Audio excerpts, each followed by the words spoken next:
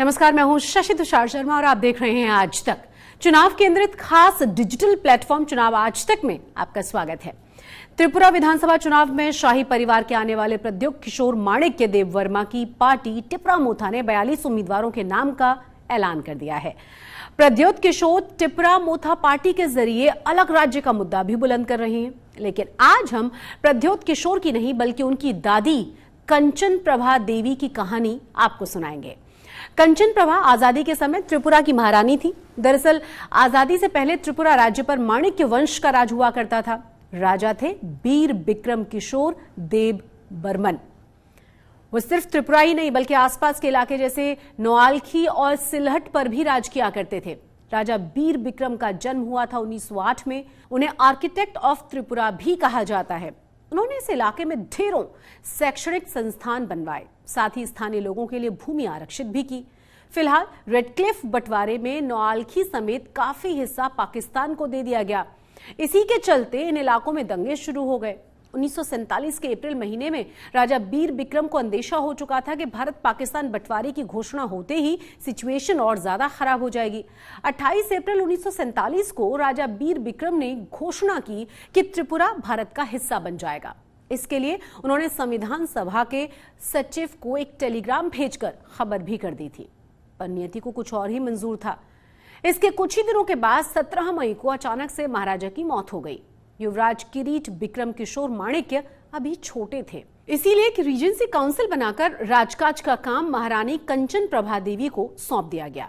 1914 में पैदा हुई कंचन प्रभा पन्ना के महाराजा की सबसे बड़ी बेटी थी और 17 साल की उम्र में उनका महाराजा के साथ विवाह हुआ था। महाराजा की मौत से सारी जिम्मेदारी उन पर आ गई थी। इस समय बाहरी और भीतरी शक्तियों से लगातार खतरा बना हुआ था। दरअसल राज परिवार के कुछ लोग और मुस्लिम लीग के कुछ स्थानीय नेताओं ने जनता को भड़काना शुरू कर दिया था। दुष्प्रचार के चलते हालात बिगड़ते जा रहे थे, लेकिन कंचन प्रभा ने बड़ी हिम्मत से काम लिया। 11 जून को त्रिपुरा काउंसिल ने एक नोटिफिकेशन निकाला और सारी जनता को सूचित कर दिया कि महाराजा वीर बिक्रम पहले ही भारत में मिलने का निर्णय ले चुके हैं। इसके अलावा उन्होंने त्रिपुरा की तरफ से संविधान सभा में रिप्रेजेंटेटिव भी नामजद कर दिया था। ऐसे में जनता के बीच फैल रही अफवाहों पर लगाम लग गई। महारानी ने अपने मंत्रिपरिषद से कई लोगों को बाहर कर दिया जो इस तरह का षड्यंत्र रच रहे थे। कई दूसरे लोगों को राज्य में घुसने पर रोक लगा दी गई। महारानी ने इस पूरे घटनाक्रम को लेकर एक संदेश सरदार पटेल के पास भी भिजवा दिया। पटेल तुरंत हरकत में आए और उन्होंने असम के गवर्नर अकबर हैदरी को खत लिखकर त्रिपुरा और मणिपुर के हालात पर नजर रखने के लिए कहा।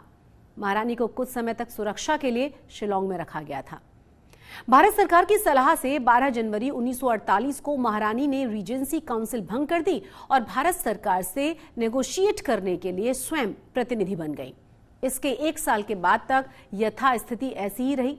महारानी ने त्रिपुरा को किसी भी तरह का कोई विद्रोह होने से बचाए रखा। वहीं पटेल ने सुनिश्चित किया कि त्रिपुरा में पाकिस्तान कोई हरकत न करने पाए। 9 सितंबर 1949 को त्रिपुरा मर्जर डॉक्यूमेंट पर दस्तखत हुए और 15 अक्टूबर 1949 को त्रिपुरा का आधिकारिक तौर पर भारत में विलय हो गया। 1956 में त्रिपुरा को यूनियन टेरिटरी का दर्जा मिला और 1972 में इसे पूर्ण राज्य का दर्जा मिल गया।